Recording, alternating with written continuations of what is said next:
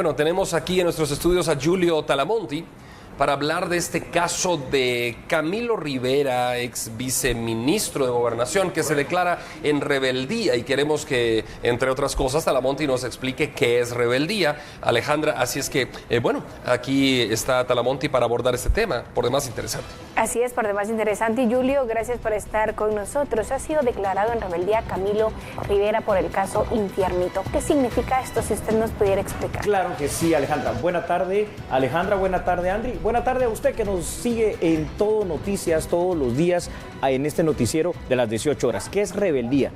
El artículo 79 del Código Procesal Penal guatemalteco dice lo siguiente: cuando una persona que es apercibido por un juez competente, como es el caso de Camilo Rivera, no se presenta a una audiencia, en este caso la audiencia de primera declaración, pero además no manifiesta por escrito, es decir, a través de un memorial, de un acta, una declaración jurada o algo a mano que lo avale, donde él firme que está en la mejor disposición de presentarse si las condiciones eventualmente se dan, entonces se declara en rebeldía.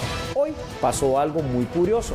El abogado que representa la defensa técnica de Camilo Rivera, por cierto llamado Jean Camilo Rivera, también es una cuestión incidental muy curiosa, ¿no? Se presentó a la audiencia. La jueza Claudette Domínguez, mientras estaba realizando la audiencia, le dejó estar ahí, permanecer, pero no le permitió apersonarse en el proceso por una cuestión simple: el incumplimiento de lo que dice el artículo 79 del Código Procesal Penal que acabamos de explicar.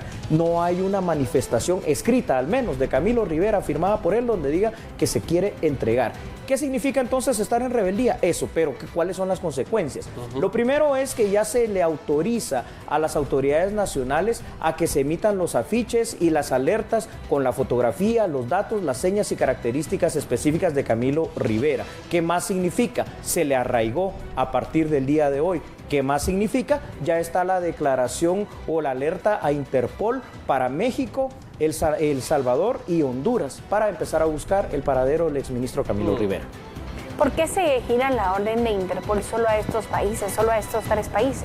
Esa es una excelente pregunta. Fíjate, Alejandra, que yo también me hacía. La alerta de Interpol hubiese, en mi criterio, de verdad también, yo creo que ustedes lo comparten conmigo, debería haber sido un poquito más amplia, pero imagino que ya habrán algunas informaciones quizá de inteligencia, ¿verdad?, de los sistemas de inteligencia guatemalteco a través del Sistema Nacional de Seguridad, que han de tener por allí quizá alguna leve sospecha de que pueda estar por la cercanía de estos países en cualquiera de ellos, y por eso las alertas llegan en primera instancia a estos países. Pero definitivamente creo que deberá ampliarse, porque ¿y qué tal si Camilo Rivera, en lugar de estar en El Salvador y, por ejemplo, o en Honduras, estuviera en Nicaragua?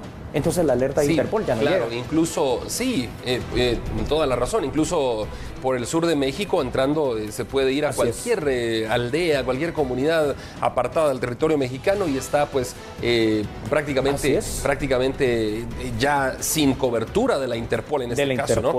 Entonces, Talamonti, hablando del proceso que se, digamos, que se abrió en contra de Camilo Rivera, se le vincula a él a este proceso. En el caso de él era viceministro de Gobernación. ¿Cómo queda el viceministerio de Gobernación que él tenía a su cargo? ¿Se fractura en algo o no pasa nada? Solo se cambia la cabeza y sigue la estructura totalmente igual. Así como Alejandra hacía una pregunta muy interesante, tú haces otra que es igual en el nivel de importante e interesante también, Andri. ¿Sabes por qué?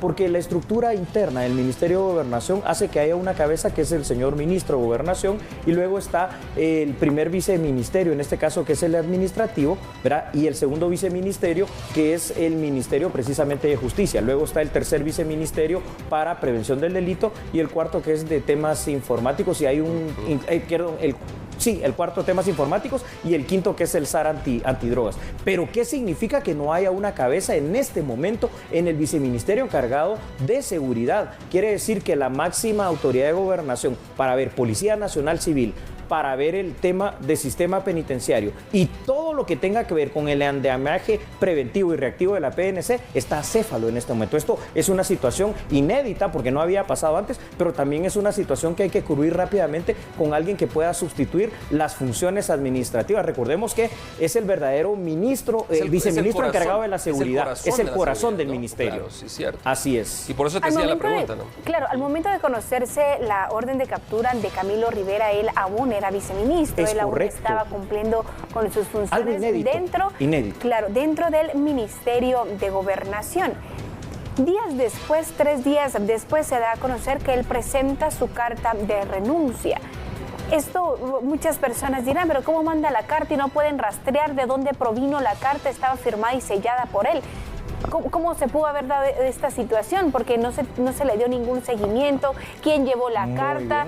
Porque si la persona pues está fugada en este caso, si yo le entro la carta, usted debería investigar quién llevó la carta, de dónde vino la carta, porque iba firmada y sellada. ¿Qué pasó ahí? ¿Qué falló en el protocolo? Precisamente, Alejandra, esa es la parte que hoy el Ministerio Público utilizó para pedirle a la jueza de mayor riesgo, Claudette Domínguez, el hecho de declararlo en rebeldía. ¿Qué cosas para recapitular? Número 1, que la orden de aprehensión fue solicitada y fue autorizada el 23 de octubre.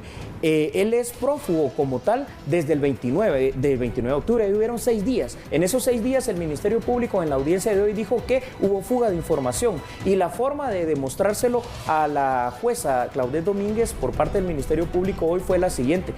Camilo Rivera desapareció más o menos de su casa 2 horas antes de que empezara el operativo de allanamiento, lo cual interpreta el Ministerio Público como una clara fuga de información. Ahora, no se explican, y eso de verdad no nos lo explicamos nadie, cómo una persona con tantos elementos de seguridad, pues ninguno en este momento sabe en dónde está. Y entonces eso, al final de cuentas, Alejandra, significa lo siguiente. Esta carta tuvo que haber sido firmada en algún momento por Camilo Rivera, ¿no? Porque él presentó la renuncia directamente ante el presidente de la República. ¿Cómo lo hizo? A través de su abogado, ¿verdad? El abogado que hoy llegó a la audiencia y que fue el que le dio Pero entonces quiere decir que tuvo un contacto con el abogado. Pero déjame hacerte una pregunta. ¿Sí? ¿El abogado no puede firmar por...?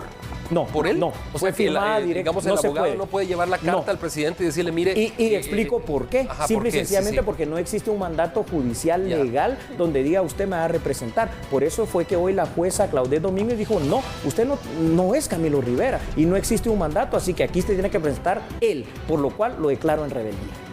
No es válido esa situación. Correcto. Pero la pregunta de Alejandra es ahí debería de abrirse la investigación. ¿Cómo hizo para entregársela al abogado? Claro, eso, y ahí que debería de abrirse la investigación con este abogado, Jean Camilo, ¿no? Para decir, mire, Camilo Rivera, por favor, entonces ahora la investigación viene en su contra para que nos cuente los detalles de dónde fue que usted intercambió palabras con él y le firmó la carta, ¿no? Es correcto, por lo menos para tener indicios del paradero. Al menos. Qué difícil. Bueno, Talamonti, a manera de conclusión, tú has dicho, ante tanto elemento de seguridad y ante tanta seguridad que rodeaba al viceministro, qué raro que no se sepa dónde esté, dices tú. Sí. O bueno, o tal vez sí, ¿verdad? Sí se sabe o tal vez no se quiere. ¿Cómo va a avanzar y a desembocar este tema, consideras tú, a manera de conclusión? Esto es una situación grave y con esto voy a concluir, Alejandra y Andri. ¿Por qué? Porque hasta que el ex viceministro Camilo Rivera no se presente a la audiencia, esto lo que va a hacer es atrasar el mismo proceso. Y por supuesto que lo que va a pasar aquí, lógicamente, es que la jueza Claudette Domínguez, por la delicadeza del caso, ¿verdad? Porque es ejecución extrajudicial, delito de lesa humanidad, lo que va a ordenar en esta audiencia va a ser la prisión preventiva. Tendrá que aparecer, al final de cuentas, Camilo Rivera si queremos ver un avance en el caso. Si no, este caso llegará ad eternum y hay un riesgo que pase lo del caso Siecavisa, que no se puede juzgar porque simple y sencillamente la evidencia mayor, en este caso, uno de los imputados, no se encuentra. Perdón, yo sé que eran tus conclusiones, pero solo te quiero preguntar ahí, si uno de los implicados en el caso no se presenta, ¿no se puede dar seguimiento al caso? Se le puede dar seguimiento al caso, inclusive se le puede llegar a condenar, pero definitivamente esto va a atrasar el caso por lo mismo, por los temas procesales. Porque uno de los principios del derecho penal guatemalteco es la inmediación procesal. ¿Qué significa? La presencia de todas las partes, incluyendo a los imputados, en este caso a Camilo Rivera. Comprendo, perfecto. Gracias, Julio Talamonti. Feliz viernes. Gracias. ¿Algún tema, muy rápidamente, algún tema que abordarás a las 9 de la noche? Sí, gracias. Los esperamos esta noche acá, TN23, el análisis de la noticia, a la medida, entre otros temas, aparte del que estamos hablando en este instante. ¿Sabe usted que hay unas propuestas de ley muy interesantes en el Congreso? Se lo vamos a contar en la noche. Bueno, gracias. Talamonte a las 9 de la noche. Muy pendientes de estas iniciativas y por supuesto del análisis que realizará al lado de Sandy Monroy. Nosotros continuamos con otra información.